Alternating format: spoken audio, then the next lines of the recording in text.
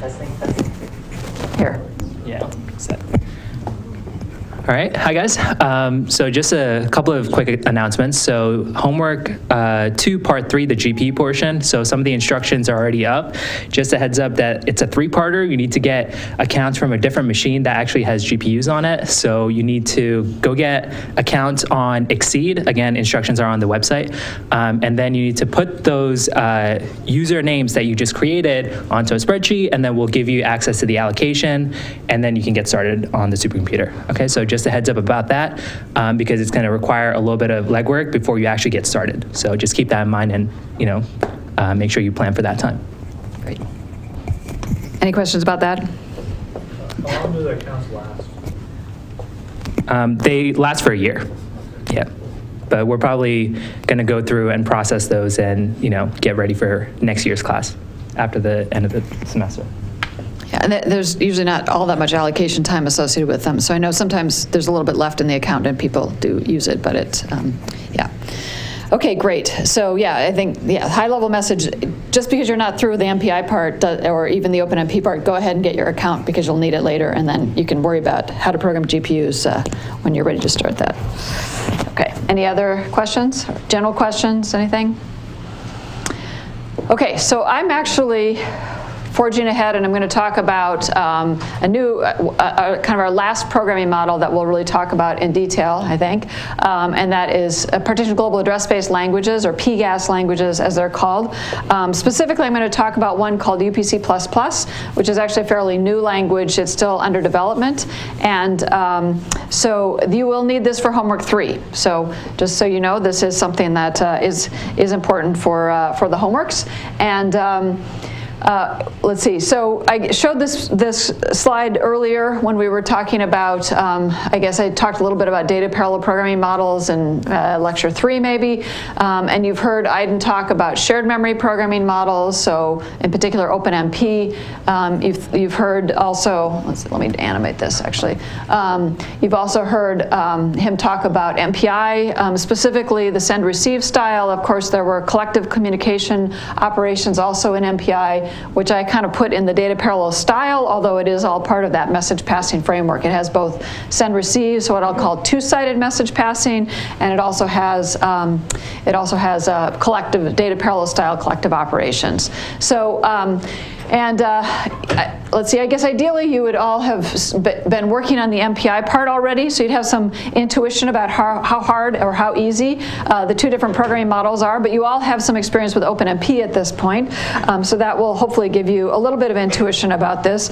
So why do we have yet another programming model that's kind of in between these that are listed on the slide? To kind of compare message passing, two-sided MPI with OpenMP, and the reason, by the way, I'll later talk about one-sided also being a feature of MPI, but probably not something that you're going to be using so far in this class. But we've got shared memory programming models such as OpenMP, and probably the best thing about OpenMP and even POSIX threads or other kinds of threading models is that they're pretty easy to use. It's pretty easy to take serial code and turn it into a parallel code. And you can do it somewhat, you can sort of start with your serial code and just add parallelism to loops and things like that. So you've seen that hopefully in OpenMP. There's some issues that come up. Correctness can be a bit tricky because you can have race conditions. You can have some scalability problems, so there's no real, they're kind of adding some locality control into OpenMP, but in terms of really being able to run OpenMP on a multi-node system, a multi-node supercomputer or cluster, such as Cori, it's not really designed for that. It doesn't really work well for it. And you can have some kind of tricky performance issues having to do with false sharing, but probably even more importantly, what comes up in OpenMP is lack of parallelism, because as you incrementally parallelize your code, if you go through and annotate each one of your loops, you have all these serial points in between your parallel loops, and that can actually dominate your running time. So instead, what you've heard about MPI, and hopefully some of you have started programming in MPI, it's definitely harder to kind of get your first MPI application running. You really have to think kind of from the beginning about how you're going to design up your data structures, how you're going to partition your state. The whole execution model is different, right? So in MPI, your main function, you can kind of think of it as having a copy of that main function on every one of your processors. And so it's kind of parallelism parallel from the get-go, and if you ever want it to be serial, you have to do something like say, if I'm if my processor ID is 0, then execute this code, and everybody else sit there and wait and do a barrier. So it's definitely not as easy to write as some shared memory code. And correctness can actually be somewhat easier to reason about. It's actually harder to write a race condition in an MPI program than it is in, say, a multi-threaded program of some kind.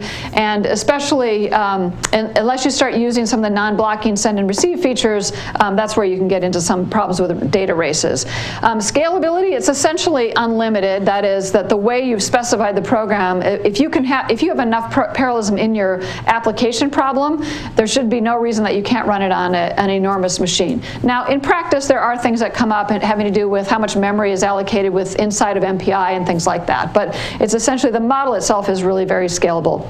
And the performance is more transparent, but messages are pretty expensive actually, and you do have to pack and unpack a lot of times your data structures in order to get reasonable performance out of MPI.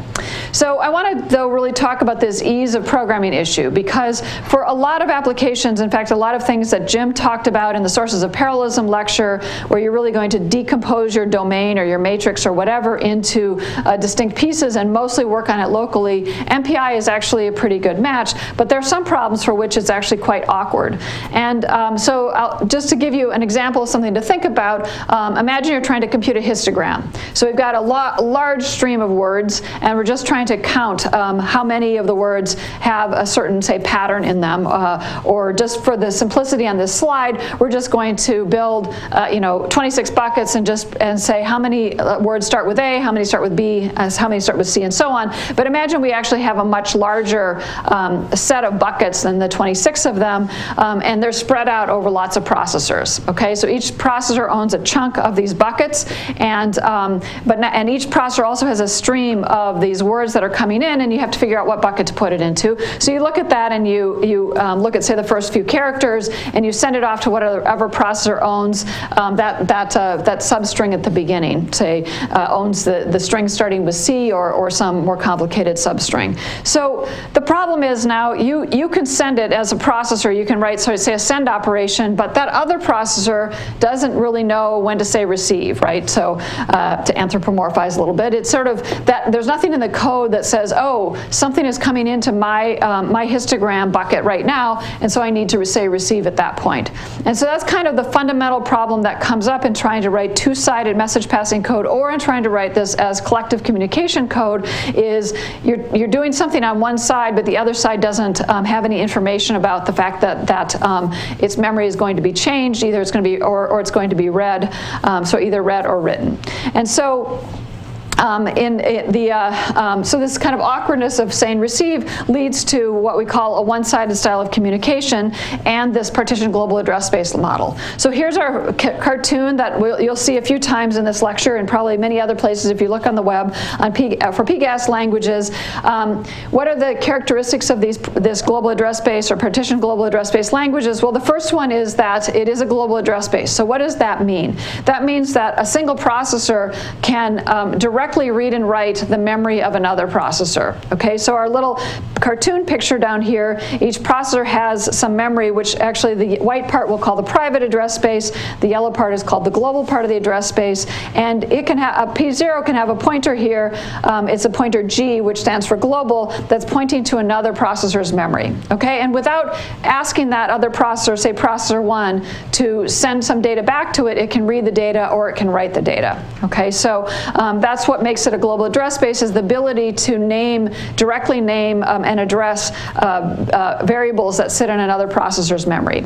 It's partitioned though because, unlike OpenMP, we're going to be thinking consciously about where these data structures live. So in this case we have a little linked list, and it's spread out, well, you've only got three nodes in our linked list, but each one lives on a different processor, and so you're going to have the ability to carefully control the data layout, and that's what's going to give you scalability. So that's what's going to make it really very different than OpenMP. It also turns out that it's going to use the same kind of execution model, at least at the beginning. It's going to start a copy of your program, your main function, if you will, on every one of your threads. Okay, so here's one that shows in a little bit more detail. Here's a distributed array, and it's laid out in such a way that each processor owns 2 values of the array, and these are the values that are stored in it. So it happens to store there's 12 different variables or locations in the array, and each one is storing one of the even numbers in consecutive order. So you have to have some way in a global address-based language to name this remote memory. Right? So if you're going to get a global pointer to it, you can do that either by allocating some memory, and this is putting some memory, this UPC malloc, and I'm using a little bit of UPC syntax, although most of today's lecture will be about UPC++. The syntax is a little bit simpler in UPC. To begin with, I'll just show you how to malloc something. That UPC malloc is going to put something up in the yellow part, that shared part of the address space. I now have a kind of a hefty pointer that is a pointer that I can hand to some other processor, and it can use that pointer in order to get access to the object that I just allocated in the global part of the address space. Just to give you some, kind of make it a little bit more concrete, what's inside the implementation of a global pointer is just a regular old memory address, and then tacked onto that is a processor ID. So with that information, if it gets moved around anywhere in your HPC system or even in your Linux cluster or whatever, the implementation of the language can take that apart and find and do the remote access into another processor's memory, because it knows which processor to look at and where the memory is. Distributed arrays, so this would be some kind of a declaration. This is UPC syntax for declaring one of these distributed arrays. It's actually not blocked, which is the way I've drawn it at the top, but this gives you an idea of a way of naming something that is up there in the shared address space. So kind of the 2 basic mechanisms are arrays and pointers. So assuming you have some way of doing that, what can we do on these? Well, we're going to use one-sided communication, and that's also kind of the fundamental idea behind these PES languages, is being able to directly read and write remote memory. So you could have a put operation, which would be, say, having an array, one of these shared arrays, or an array that's stored in the global address space on the left-hand side of an assignment statement, or a pointer that you dereference on the left-hand side of an assignment statement, or some kind of explicit memory operation that's called a put operation. So UPC memput is the way you would write that in UPC. You can also have, if you put them all on the right-hand side, then you end up with get operations. It's going to go across the network and grab whatever is at that location, either in an array or through a pointer dereference, or using a get operation. So any idea, any questions right now about kind of what this looks like? You should try to think about how it's a little bit different than writing send and receive. So, a put kind of looks like a send, right? You're sending something over to the other side, and I'll say a little bit more about kind of how it's really fundamentally different, but from a programming standpoint, it is different, because you don't have to line up a receive with that. And a receive is maybe kind of like a get, but you don't have to have a send with a get. Okay, so why do we care about this? Histogram was one motivating example. It also comes up in fairly irregular sorts of algorithms, such as graph algorithms, building hash tables. That will be related to what your homework 3 is about. It comes up in genomics and other places, sparse matrices sometimes, and adaptive sort of hierarchical meshes and things like that. And at the end of lecture, I'll give some examples of real applications that are written in one of these languages.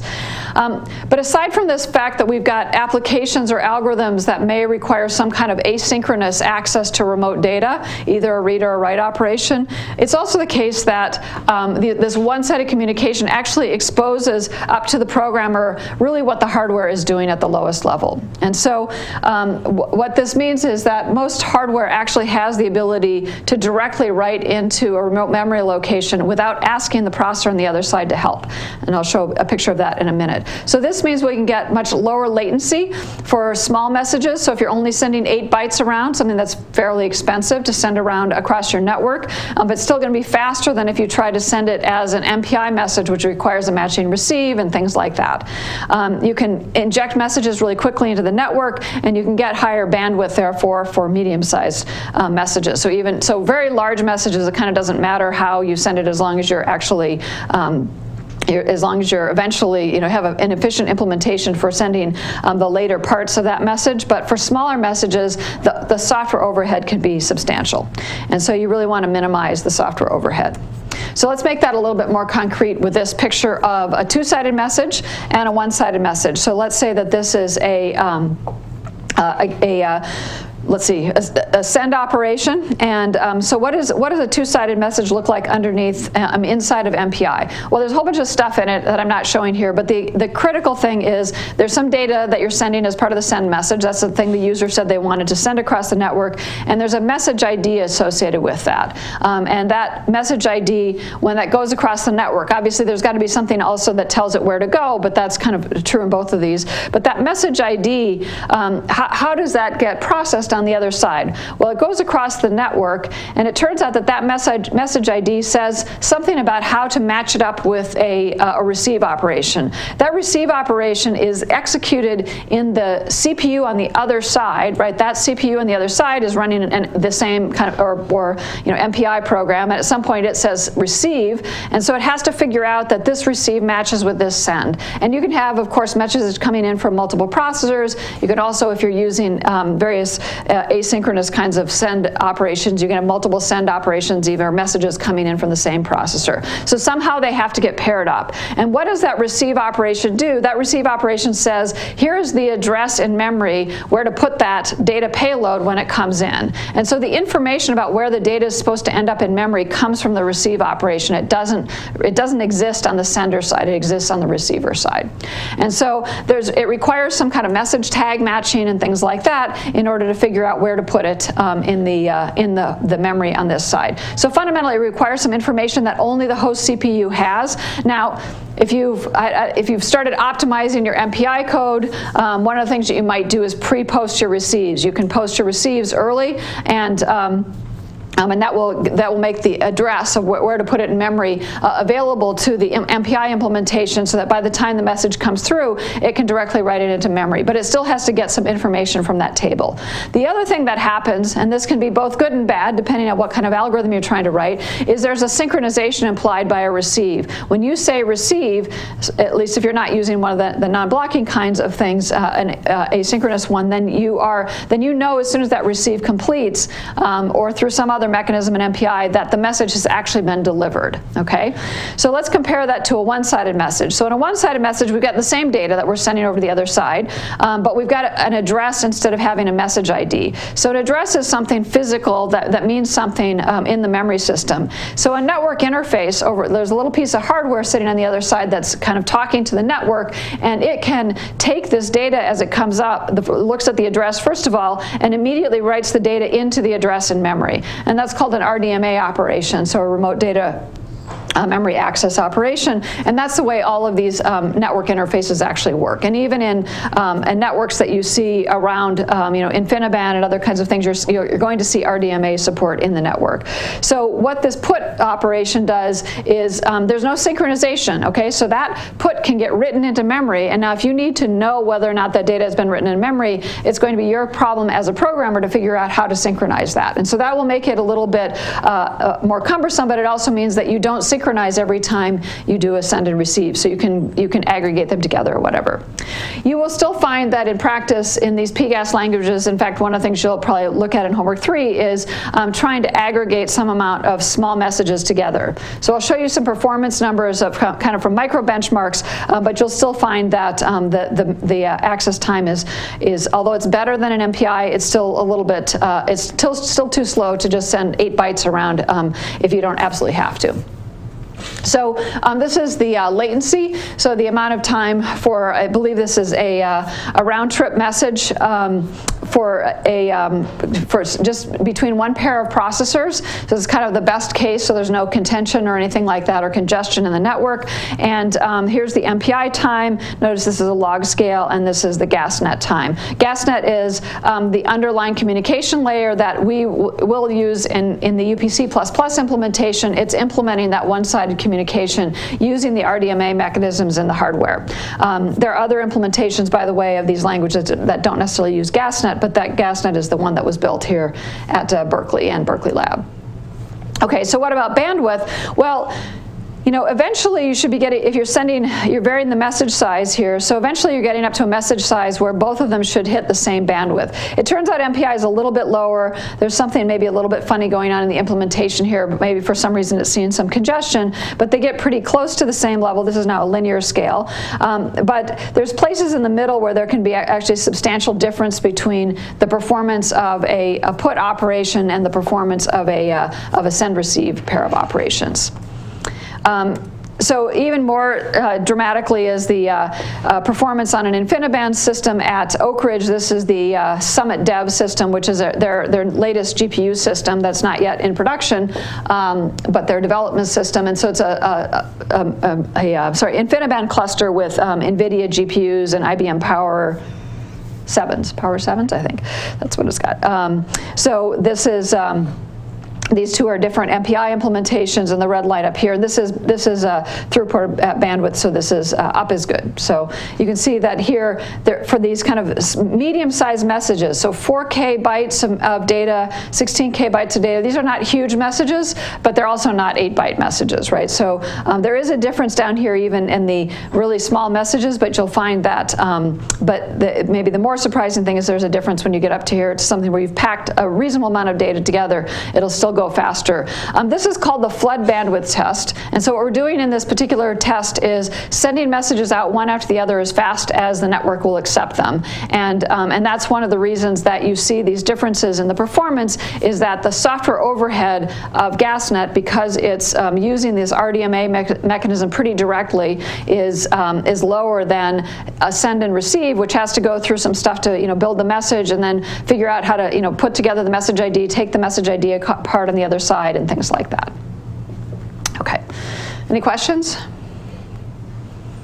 Okay, so now I will talk a little bit about a language. It's really a library for programming these, and this is the first time we've actually ever used UPC++ in this class.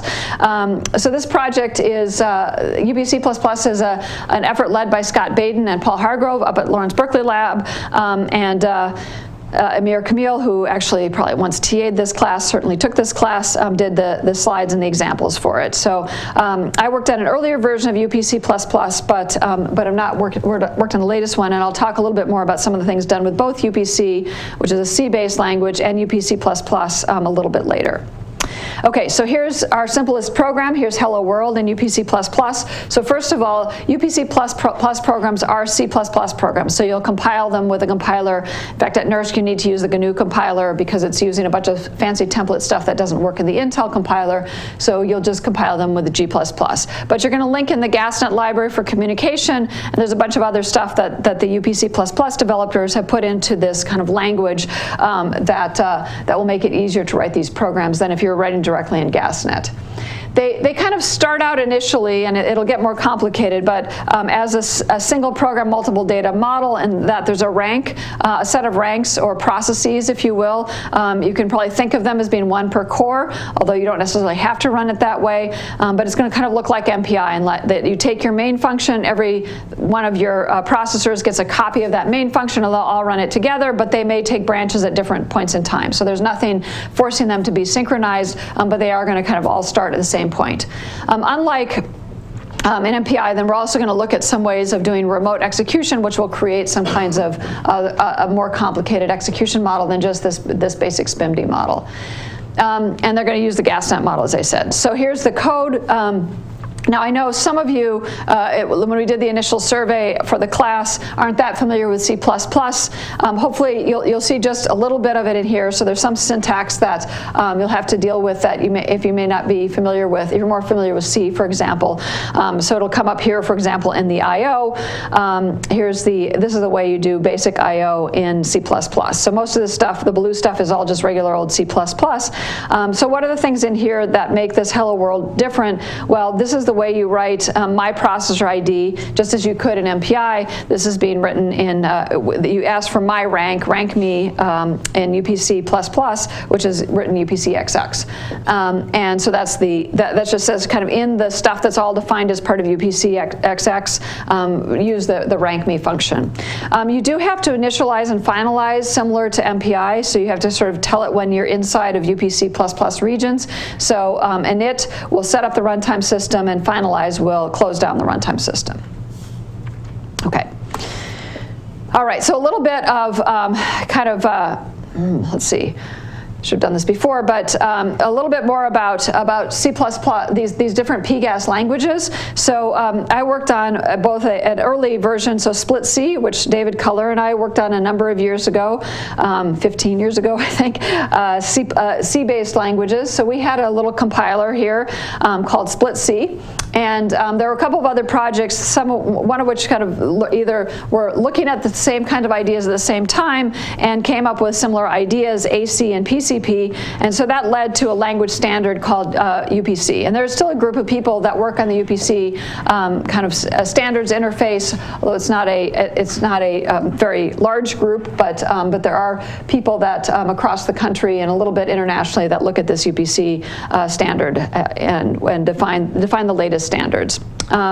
So there's a number of different implementations of that. So we had one at Berkeley, or actually a couple of different versions of it, and there's a GCC-based implementation. So for many years, Bill Carlson, who was really also been the main person, probably with me, that's been pushing UPC, we were always asked, well, why don't you do a C++ language? Because that's what everybody really wants. And the problem is that these C languages had compilers associated with them. C++ is a very complicated language to compile, and we kind of sort of didn't want to take on the problem of building a compiler. There is a compiler for a C++-based language called CoArray C++ that's built by Cray, but what we decided to do in the Berkeley project was to design a library rather than a compiler. And so that led to UPC++, which I'm calling version 0. It was really the work mainly of Yili Zheng, and then the current version, that is what I'm going to talk about today, is the version 1. There are other PGAS languages out there. CoArray Fortran is now, actually some of the ideas, at least from CoArray Fortran, have made it into the standard Fortran specification. So you don't really have to say CoArray Fortran anymore, you just have to say Fortran. And so there are features for PGAS in there. That is one of the goals of the UPC++ group at the lab, is to try to get some of these features into the standard, the C++ standard, as opposed to just being kind of an add-on as a separate language. That might help a little bit with some of the syntax, but right now, because it's being done as a library, you'll see that some of the syntax is a little bit more complicated. Sorry, we did a language here on campus called Titanium, which was based on Java. There's another language from Cray called Chapel, another language from Stanford called Legion, and there's a bunch of other research languages around. Okay, so what's in UPC++? Well, this is kind of a completely new redesign. As I said, it's going to be a library implementation that doesn't involve a special compiler. And one of the reasons for that, by the way, is it makes it easier to interoperate with other kinds of programming systems. So for example, you can switch between MPI and UPC++ much more easily than if you have a separate compiler that is trying to compile the code. And there's a little bit of a difference in the design philosophy between UPC++ and say what was in UPC. One is that the communication is all going to be explicit, so you'll see actual calls for doing any kind of data movement across the machine. So whereas in the syntax I showed you earlier, you saw that I could just write like a sub I, and that could result in communication, either a put or a get operation, depending on whether it was the right-hand or left-hand side. And similarly with star P for dereferencing pointers. So that can be very convenient to have that kind of syntax. It's kind of hard if you don't have a compiler, although in C++, because you can overload everything, you can actually get something that looks implicit if you want to, but you can build that as a programmer. The language level, they're trying to make everything explicit, partly because we have found that what we call communication leaks will come up in these kinds of languages where you didn't realize you were communicating and you actually are. they're trying to get performance that's very close to hardware performance, and as a result, most operations are going to be non-blocking by default. So you will start some operation, you can go off and do other work, and then you can finish it, figure out when it's finished later. And they're kind of trying to make sure there are no non-scalable data structures in the implementation. Okay, let me just start by talking about a simple example, and the example is a Monte Carlo calculation of pi. So we're going to use random numbers, and we're going to try to calculate pi by throwing darts at a unit square. So it's a very simple problem. We've got our unit square here, so it's got it's a 1 by 1 square, and the area of the square is, of course, r squared, which is 1, and the area of the quadrant is pi over 4. So, so that tells us we can compute pi by randomly throwing darts at this square, and we'll figure out what fraction of them end up in the red region and what fraction relative to the total number that we throw, and then we can use that to, so we'll just compute x squared plus y squared and see whether it's less than 1. That tells us it's inside of this kind of pinkish red region.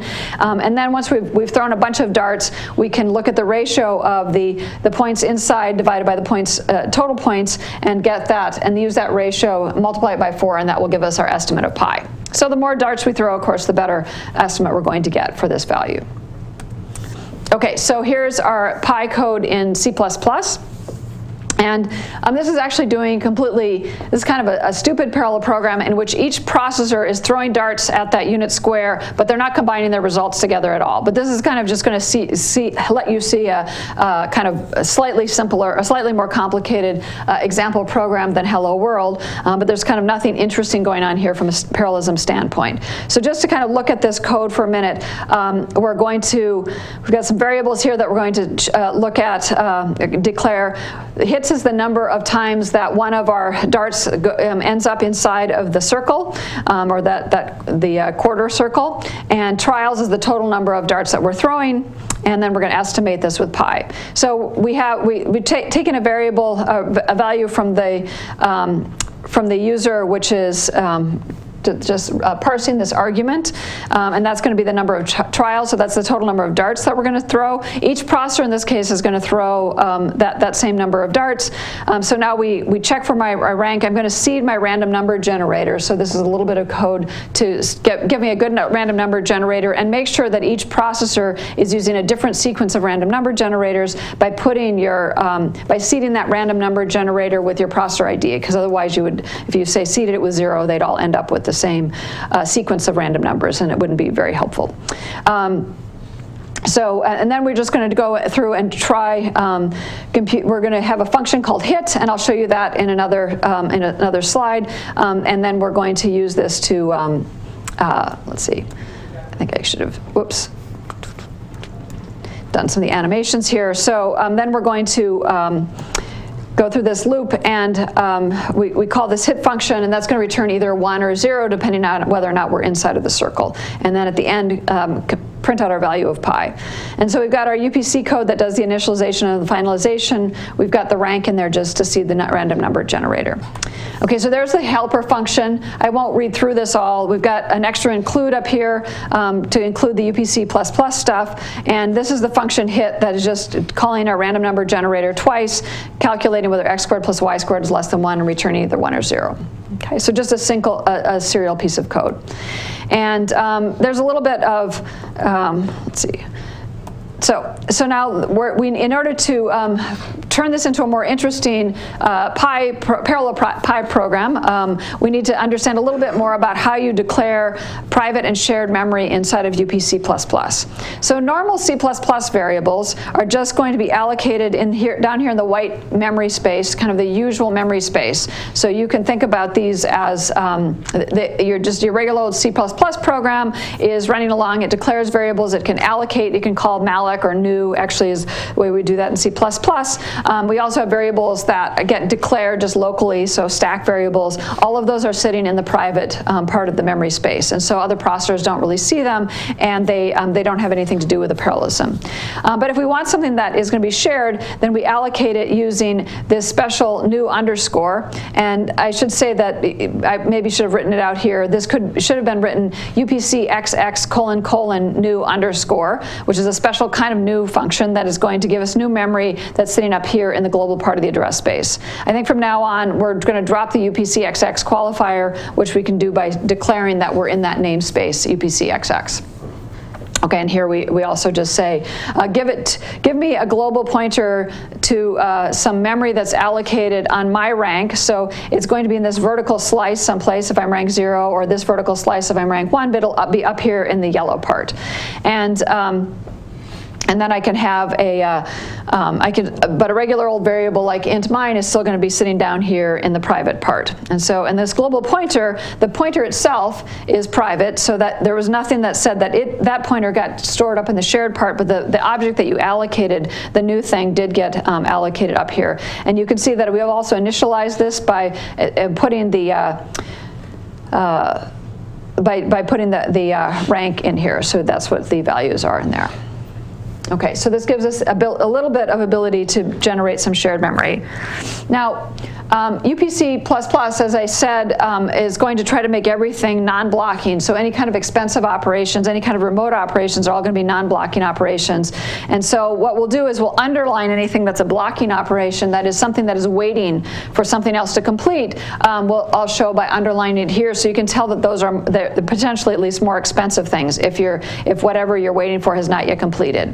So the UPC++ has the idea of a future, and a future is going to kind of go off and get something or compute something remotely, and then it will give us a handle back so that we can wait and we can ask whether that future is ready or not for us to look inside of it. Okay, so here's a little bit of code for creating a future using built-in functions for get. So this is how you write get in UPC++, is rget, and there's a pointer that has been declared previously. So somehow you got a pointer that pointed, say, remotely to somebody else's data. So you can do an rget on that pointer, and what we get back from that is called a future, which means that it may not have been filled in yet. So imagine that the rget operation kind of goes off through the network and takes a little while to get to the other side and find the value at that location and bring it back. And similarly with F2, you can do another one. So you can overlap these memory operations, what we call communication pipelining. So we can have a pipeline of communication that's in flight at one point in time. We can also go off and then do some other work while we're waiting for those operations to come back. Whether you have such unrelated work to do that doesn't require the values of F1 and F2 depends on your application, or the results of that are pointed to by global pointer 1 and 2. Okay, and so now we can say, is F1 ready? And this is not a blocking operation, so we could just check to see whether or not F1 is ready, and we could, for example, use this to decide to go ahead and look at the value inside of F1, which we do by saying F1.result.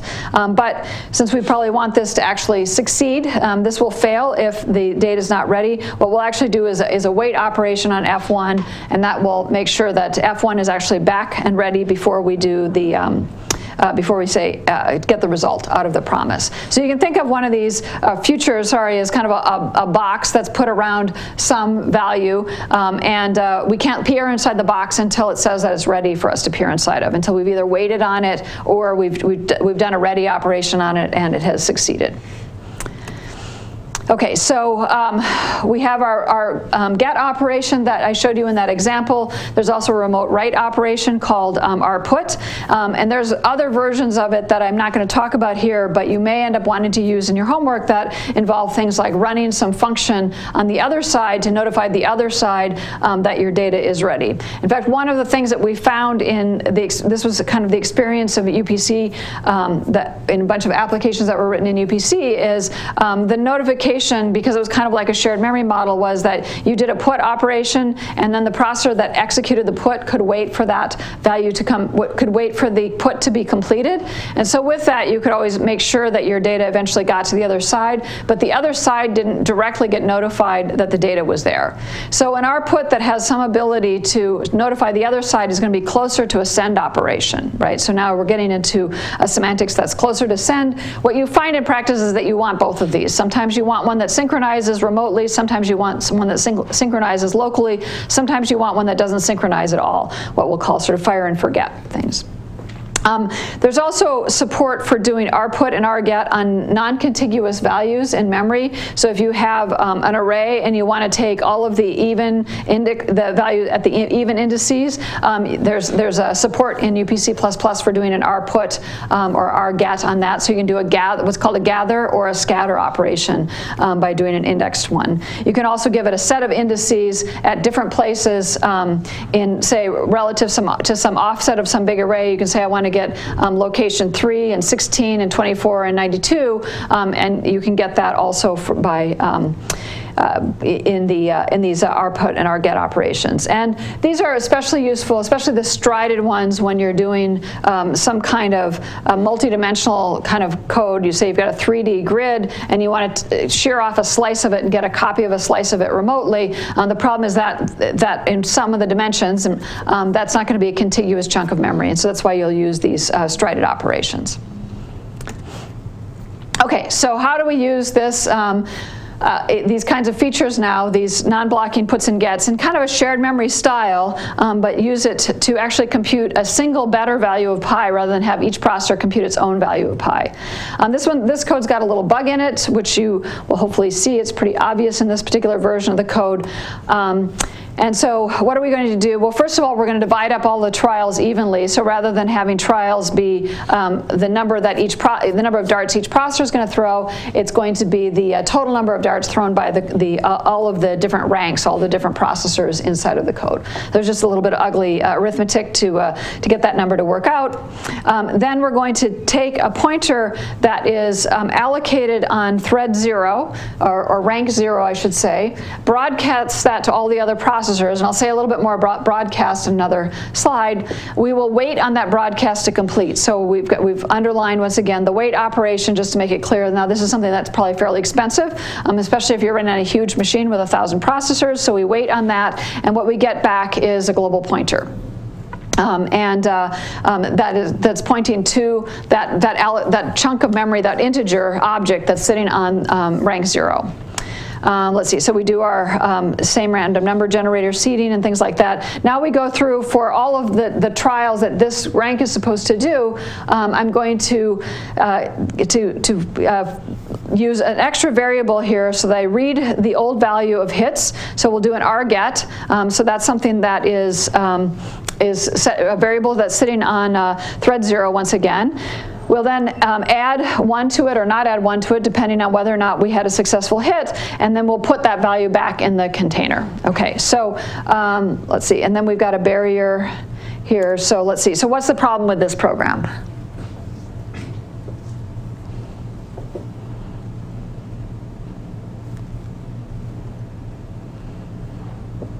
Okay, surely somebody's...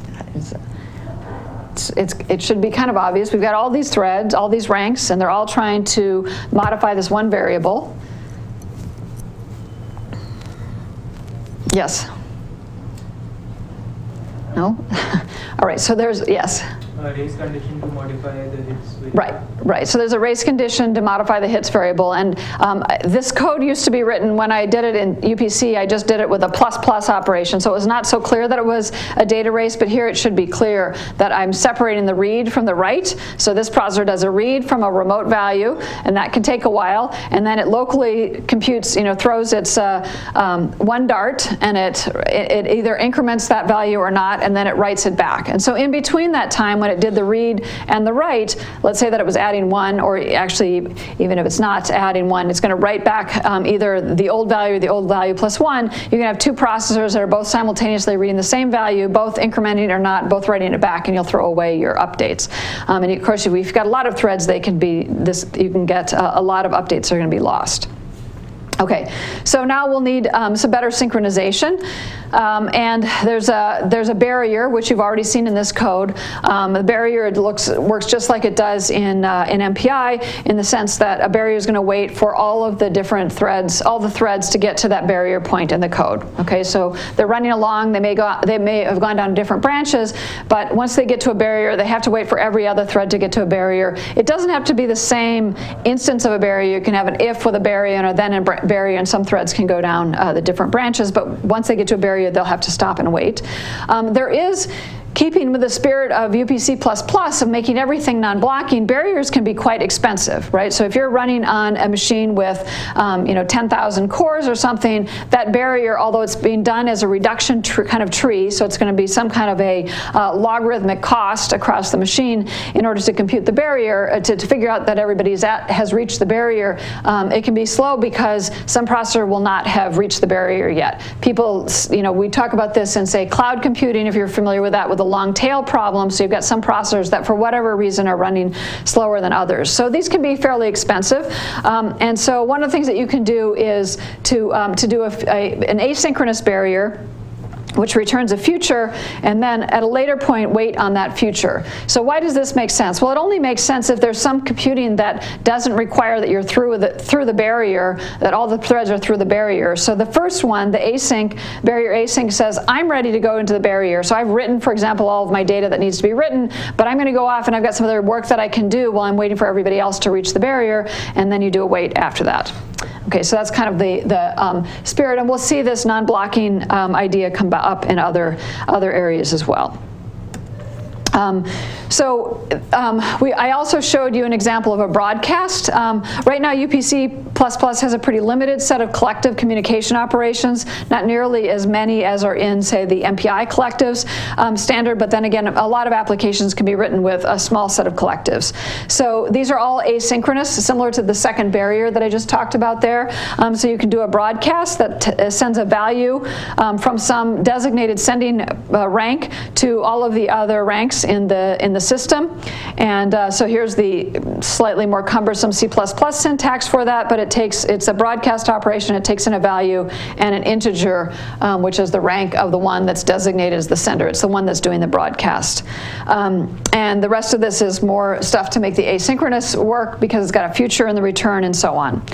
There's also a version that can broadcast a chunk of data, so as opposed to just sending a single value, it can send a buffer of data with some number of elements that are up to the count. And so this is very similar, except that instead of sending a value, we'll send a buffer, and then we still have to indicate who the sender is, but then the count tells you how much of that buffer to send. And that's what the C++ syntax looks like, once again. There's also a reduce operation, and we'll use that one in the next version of Pi. So this looks just like reduce in MPI, in that we're going to take a bunch of values. So every rank is putting in a value, and then there's some binary operator that's going to apply to them, such as plus, to combine all of the different values from each rank together. And although I haven't shown it here, each one of these, there is a notion in UPC++ of teams. I don't think you'll actually need this for homework 3, but you can divide the world into different teams of processors and then just do collectives on one of those subteams. And so there's a little bit more syntax for dealing with that. Okay, so the next thing that you also may want in the homework assignment is to do a remote procedure call. So far I've told you about rput and rget, which are being able to do remote reads and remote writes, and they're asynchronous operations, but you may find you want to do something more interesting. So for example, if you're computing a histogram, you may want to go over and increment a value rather than just doing a read and then a write. And so you can do that with an RPC, which takes in some kind of a function, and then some arguments that go into the function that will execute on the remote side. So this is going to execute function of args on rank R that's passed in, and it returns the result back here, but notice it returns it as a future. So the idea is this RPC will go off and execute, and you can then wait or check to see whether or not the future is ready for you to get the value out of that RPC. And there is also a version, as I said, that doesn't require any kind of return value if you don't need to get anything back, that we call fire and forget. So you can't do anything you want, and so things like addition, though, and simple things like that will be fine inside of an RPC. Okay, so here's a version of Pi that's written in UPC++ that is written with the RPCs. So let's see, so what are we're going to refer to the RPC is going to refer to a global variable outside of the scope of main, and this RPC is here's the RPC call inside of here, which is putting in this function. So this is called an anonymous function, or a lambda, which is the function that takes hits and increments hits by 1. So after calling the hit function. So, and then so it has both of these things in it. And so then we do that as the RPC, and then there's a barrier after that, after all of those are completed, and then if you're thread 0, we're going to estimate. We're just going to calculate the sum of all of those, which is so you send the update back to rank 0 that blocks on the update. Okay. You can also write this with more of a collective communication style. So the previous example, even written with RPCs, is not so great. So the RPC fixed the problem that we had before the race condition. So you're kind of remotely going over to increment the variable, but you're going to remotely go to thread 0 to increment that variable, and that's pretty that's a terrible thing to do if you've got a very large machine. All the threads are going to be sending messages very frequently over the network, and you can improve it a little bit by not having it send it every time, collecting things locally, and then only having each processor send it once, but it's still a non-scalable version of reduction, of adding all of the hits, the total hits together. So in order to do it in a more scalable way, we can do it with a reduction operation, and here we're computing the my hits, which is the local hits variable, and then we're going to do an all reduce on my hits and get back the value that we get back from the reduction, and then once again thread 0 will just add things up. So this should give us a logarithmic, log p sort of computational time for doing that all reduce operation, as opposed to having every one of them send that value over. Okay, questions?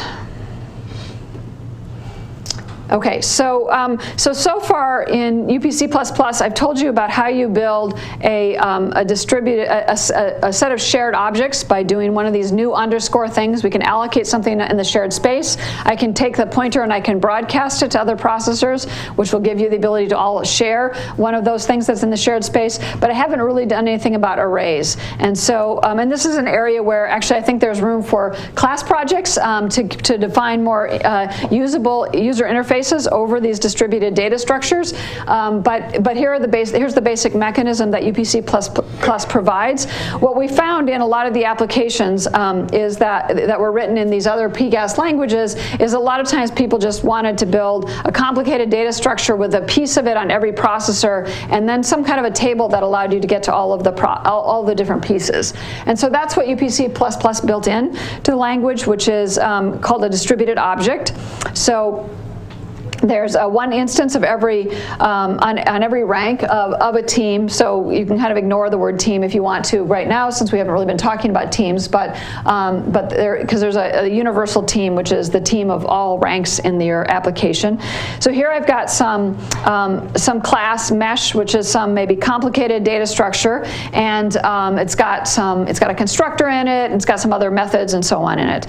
And so I can declare these. I can declare one of these distributed objects, a distributed D-mesh of this type that's got an A, a B, and a C inside of it, which is of this mesh type. I can also just make a distributed object of integers, which has got, say, a bunch of counters in it. And so these are collective operations. This distributed object is happening. All the processors, when we say collective, what we really mean in both MPI and in UPC++ is all of the ranks or all the processors are calling that collective operation roughly at the same time. Not necessarily, they don't necessarily simultaneously call the function, but kind of within a short period of time, they all need to call it sort of nearby each other in time. And so.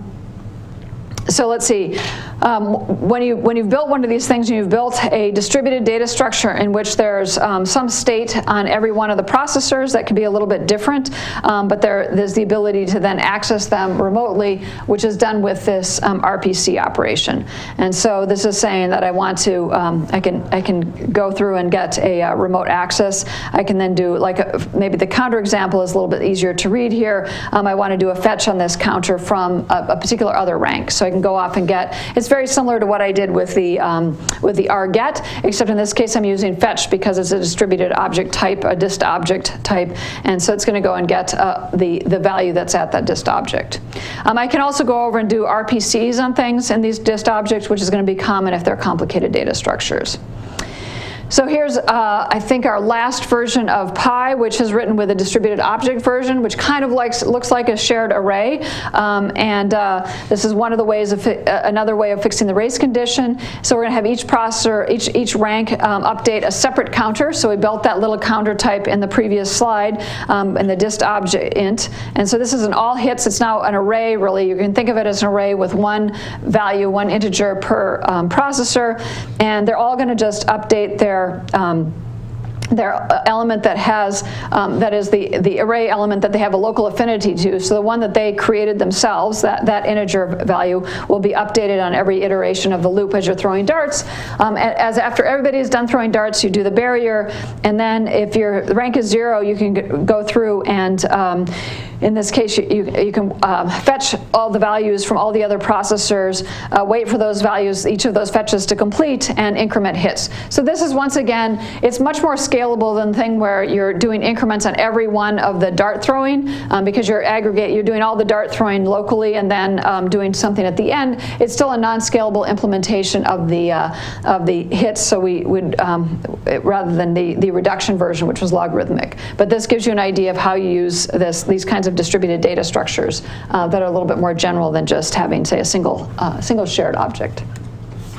So I think there's maybe a little bit too much code. I won't try to read through this, but a useful thing to do, as I mentioned before, is if you have a much more complicated data structure, and here we just have a one-dimensional array, but we want to lay it out by blocks, so we want a contiguous chunk of array elements that live on each processor. What each processor is going to do is actually allocate, say, these 4 elements of the chunk that it owns, plus one value to the left and right called the ghost values in the array, and that is, there's the code for actually allocating that and then making it a distributed object, so every processor has a pointer to every other processor's data, essentially, or has the ability to find every other processor's piece of the array. So using this, you could implement various kinds of algorithms for doing, say, nearest neighbor relaxation or something. You'd go and fill in those ghost regions, and as you're doing here, getting the left interior and so on, and then you can compute locally after that. Okay, so UPC++, as I said, it's a PGAS library. It runs on top of GasNet. Actually, it's a recent version of GasNet that's called GasNet EX for exascale, and it tries to provide close to the memory, close to the machine performance with a very lean interface. There's somewhat cumbersome syntax just because you are A, dealing with a library, and B, you're dealing with C++, but the actual implementation of how it runs should be should have very low overhead. In order to make sure that you can get low overhead, you're using a lot of asynchrony and explicit communication to make it clear, sort of making the performance very transparent. And there's a bunch of features that I haven't really talked about. I talked a little bit about, I didn't talk about atomics and things like that in progress, which are in the, oops, and I haven't updated that. There's a new guide that's out. I will fix that in the slides later, but there's one that came out in January 2018, and there's both a programmer's guide and that I had a link to, I think, earlier, as well as a language reference manual. And there's the link to the website, the wiki for the project. The project is called Pagoda, and as I said before, it's run by Scott Baden and Paul Hargrove. There's a bunch of other people that are working on the language project. So I think, where there are interesting term projects in here, I think that they would be delighted to have people looking at building other kinds of distributed data structures on top of UPC++, or other kinds of algorithms, graph algorithms, sparse matrix algorithms, and things like that. So just talk to me, and I'll put you in touch with people if you would like to have a project like that. So the last few minutes here, I'm going to talk about some of the actual applications that have been written in these PGAS languages. So because the new version of UPC++ is so new, these are written either in UPC or written in old UPC++ that was around a year ago or so. There are other applications that have been written in some of the other languages, such as Core Fortran. There's an ocean model, ocean simulation model called POP, and other things that have been written, other fluid dynamics problems and things like that in Core Fortran. In Titanium, which was a language we worked on here, as I said, based on Java, there was a heart simulation code, another fluid dynamics problem, and Chapel has a number of applications as well you can look at. Okay, by the way, if you're interested in projects, final projects on Chapel, that would be another possibility. We're not giving a full lecture on either CoArray or Chapel, but you're certainly welcome to use either of those. At this point, Titanium is kind of outside of support, as they say, so you can't really use that one for the project. Okay, so what are some examples of things that run in that have been written in these PGAS languages? The first one, and we'll have a separate lecture talking about 3D FFTs or FFTs in general and how to parallelize them. But just so you know, if you want to do an FFT on a big cube of data, the way you do that is you do FFTs in every one of the 3 dimensions on every sort of pencil. So every row you do an FFT on that, and then you do it on every column, and then you do it on every pencil that kind of goes back into the board, if you will. So each of those 3 dimensions. So there's the usual way of implementing something like this is you divide up the 3-dimensional mesh into these panels, and within each panel you would divide that up over the processors. So now you can do one set of FFTs across the rows. They're all local to a single processor. Now you need to sort of transpose each plane, and so you can do the vertical ones, and then you'll transpose the planes across each other, and that will give you the ability then to do the pencils that are going into and out of the screen. Okay, so there's a few different ways of doing the communication. You can wait for all of the, say, all the blue rows to be computed on one processor, and then and kind of wait for the whole plane to be done, and then just send, pack up all of the columns that you want to be contiguous, and pack up the maximum amount of data possible, and send a single message to each other processor. Okay, so you have to do this all to all, and you can do that with the minimum amount of messages, which is what we call the chunk algorithm. You can do that with a slab, which is just sort of waiting for everything in one of these slabs to be done, or you can do it in a pencil, which is you're going to send a row at a time in here. Okay, so this was a project originally done a number of years ago on older hardware, but shows the best MPI performance, which is this orange bar, and the best UPC performance. This is in megaflops at the time, but up is good. And so you can see that, and this was a standard benchmark for FFTs called the NAS parallel benchmark, which is the lowest, I think consistently the lowest, the dark blue, across all of those machines. So what's going on here is that the fact that you're able to use kind of close to the metal performance for doing the communication. You can send smaller messages because the overhead of each message is smaller, so you can afford to send these individual pencils. Now on hardware today, and this was run on the Blue Gene machine at Oregon, you can't always get by with the pencils because actually the overhead of sending them even in GasNet is still too high, but the slab still outperforms when you've packed everything together. What I called chunk earlier here is called packed slabs there, and that's and so you can get better performance by sending smaller messages because you get better overlap of communication and computation, and it's also better than using the MPI version, which kind of forces you to have too much overhead with each communication event. Now the next application, which was written also in UPC, so that one was written in UPC, this was also written in UPC, and this is a genome assembly problem, and we may talk more about this next time, but this is really the core of the core algorithm here is what you're going to be working on in homework 3. So what is the problem? Well, we're trying to do de novo genome assembly, so we're trying to take a sequence of a bunch of reads that come from sequencers and put them together into a long sequence of chromosomes. And the problem is that in some of the applications we work on, we have sort of a reference. We have a cover, for example, a cover of the puzzle that we're trying to put together. So for human DNA, there's a reference genome, and that helps us because just as it helps you in putting together the puzzle, if you can look at the picture, in the case of the human genome, you can say, here's a fragment that just came out of the sequencer. It looks kind of like this place in the reference, and I can use that then to put all of the pieces together somewhat more easily, although it's still a fairly expensive computation. But for a lot of genomes out there in the wild, we've never seen them before. We don't have an assembly for them, and so you're solving the problem sort of from scratch or de novo, which means that we need to find pieces of these fragments that overlap with one another and try to put them together just like a puzzle piece would overlap. So to do this in a PGAS language, why are we going to, what are we going to want to do? Well, one of the basic algorithms is to chop them into pieces called k-mers. So these are fixed length pieces, and we're going to put all these k-mers into a hash table. And these k-mers are sliding window k-mers. So let's see, these are a little bit small, but this is GAT and then ATC. So this is dropping the G and adding the C. Then we drop the A and add another T, drop the first T and add a G onto the end. Okay, so we've taken our original sequence that came out of the sequencer, and these might be 3 different what are called reads, or longer sequences that came out of the sequencers, and we're going to chop them into these sliding window pieces. And then what we can do is we can put them all into a hash table, and then we can walk through this as a graph, and we're going to try to, so we'll put each one of these in the graph, and what we can do is we can pick up any one of them and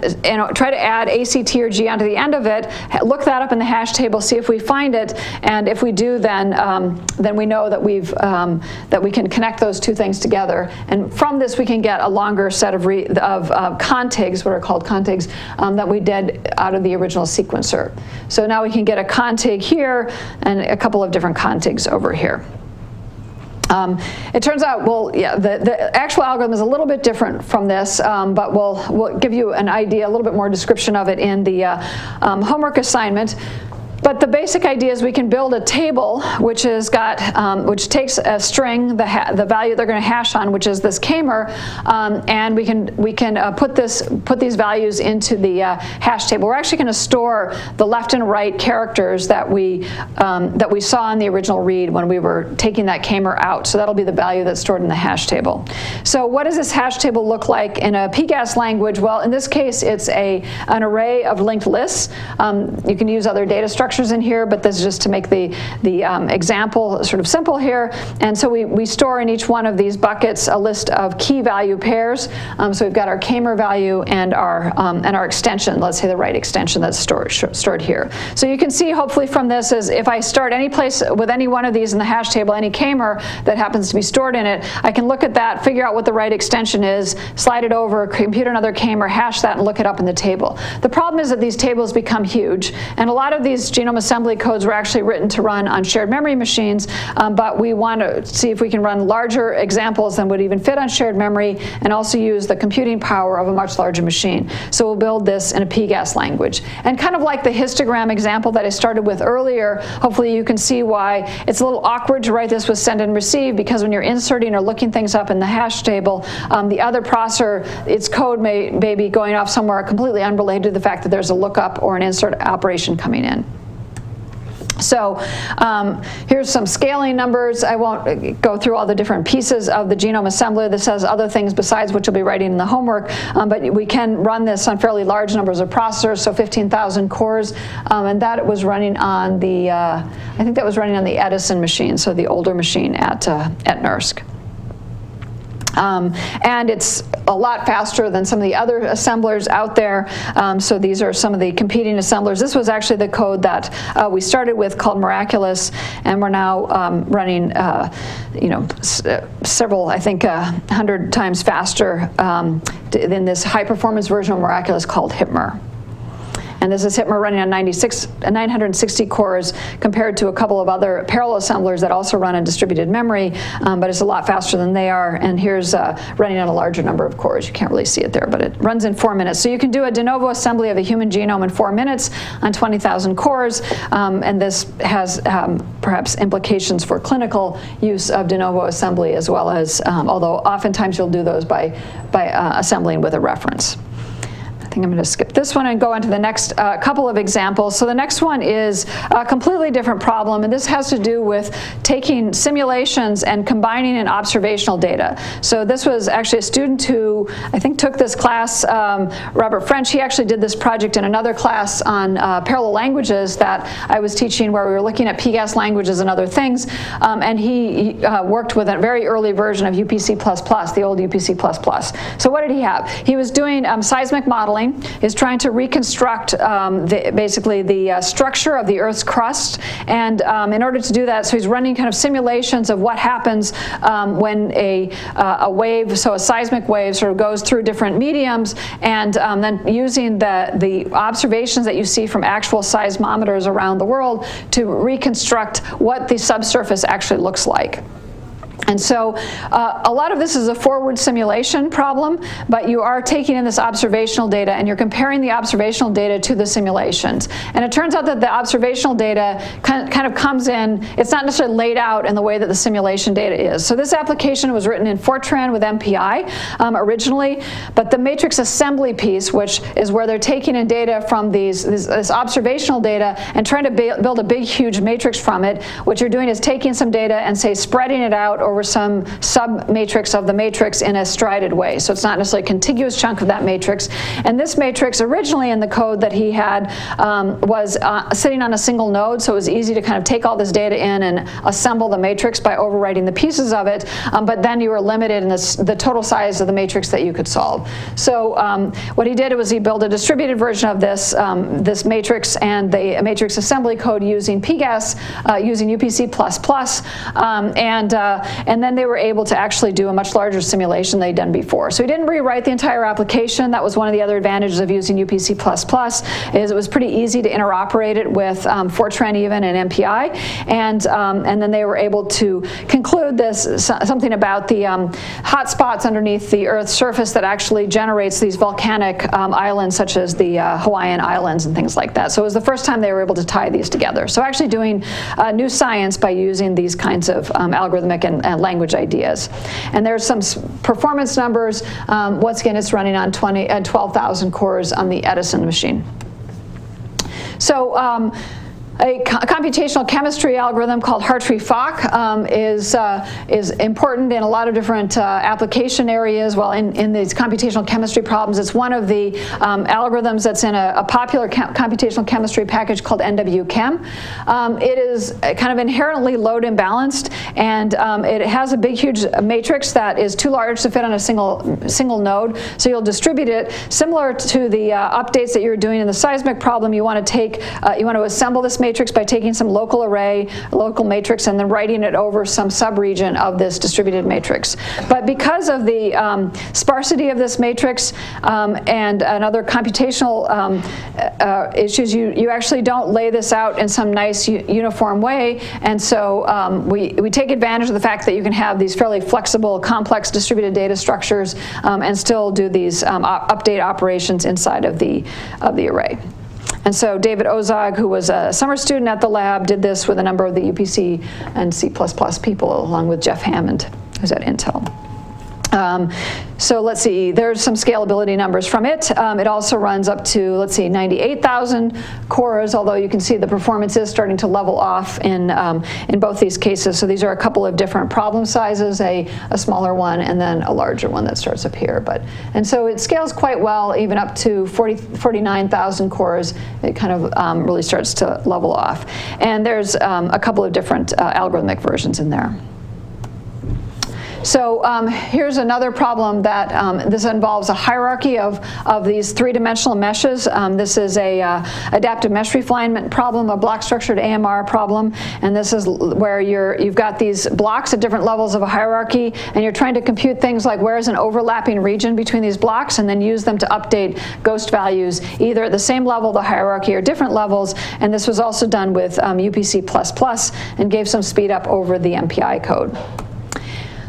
So the last couple of examples are more of an event-driven execution style. So these come up in when you're implementing things like sparse or dense direct solvers, such as LU factorization or Cholesky factorization. The first one is an LU factorization code. This was written. I've dropped the acknowledgement. This was written by Perry Husbands, who was at the lab at the time. So now we're using these kinds of remote invocation sort of operations, and this was sort of coded on top of UPC at the time, but to dynamically schedule a fairly complicated graph of what needs to be executed in order to factor a matrix using LU factorization. So we'll have a lecture later on dense linear algebra and how you parallelize these kinds of algorithms, but the point is that there's a bunch of different tasks that you need to do, each of which is, say, updating some block of the matrix, and it turns into this kind of this funny looking task graph, which of course for a large matrix would be much larger than that. And by running this in this kind of event-driven way using these PGAS models, you can just asynchronously go and get the other blocks that you need in order to update certain pieces of the matrix.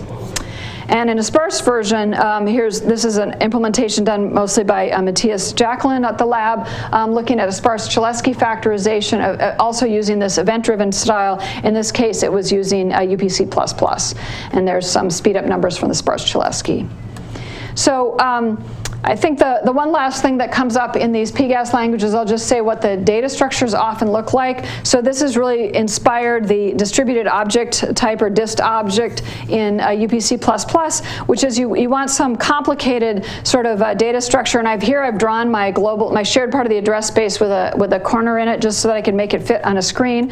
And what I'm going to do is build a directory where each one has a pointer to some to the pieces of the that each processor owns. So it could be a simple one-dimensional array in this case, but it also could be a much more complicated set of things. So we could have a directory that is a three-dimensional directory, and every processor points to the different pieces of it. So that's the kind of data structures that you often end up building. And you'll have the same data structures in some sense in an MPI application. You'll take your three-dimensional mesh, you'll chop it into cubes, and you'll give each processor a cube. The difference is that in MPI, the kind of linkage between things is only in your mind as the programmer, and in a PGAS language you can actually put in links that allow you to directly access the different pieces of the distributed data structure. Okay. So just to kind of summarize these PGAS applications and what's the advantage of them? They're especially useful for, well, first of all, using the low overhead communication that exists in the hardware level. What the hardware actually does is DMA operations, even if you're implementing something like MPI. One of the things MPI tries hard to do is figure out how quickly they can get to the point where they're using just a DMA operation, but they do have these other things like synchronization that have to be handled inside of MPI. So this is exposing to you what the underlying hardware does.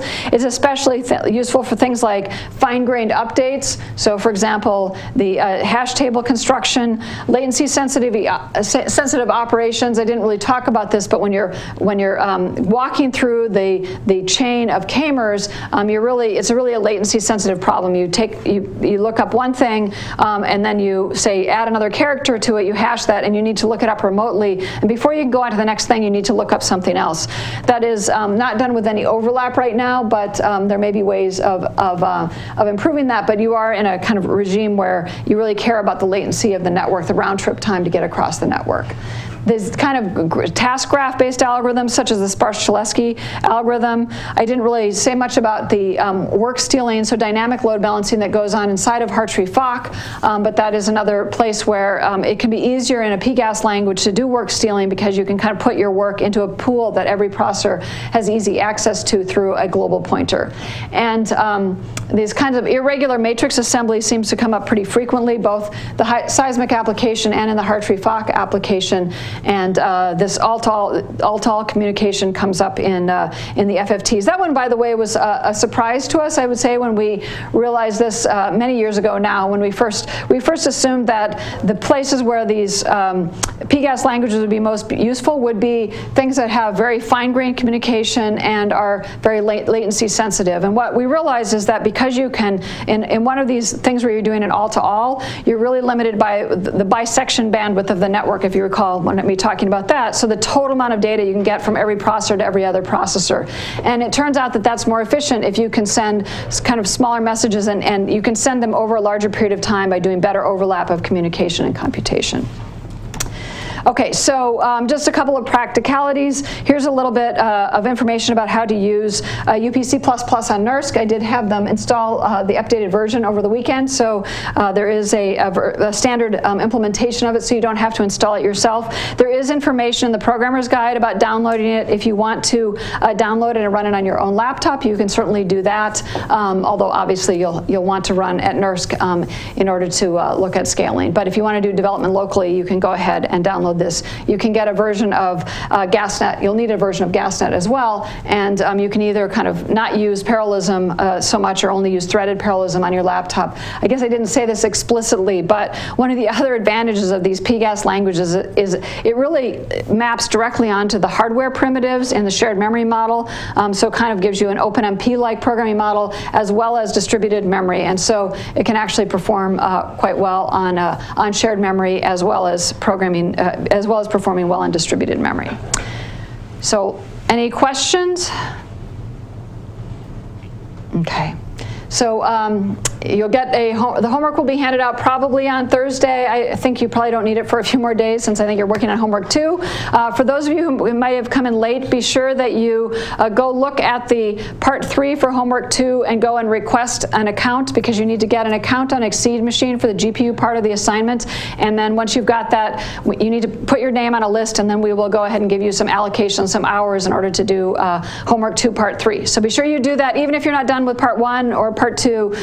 Go ahead and, this is non-blocking communication, right? You need to go and request access to those Exceed machines, because it'll take us a little while to give you access and things like that. So go ahead and start that so you're ready for part 3. Okay, thanks very much.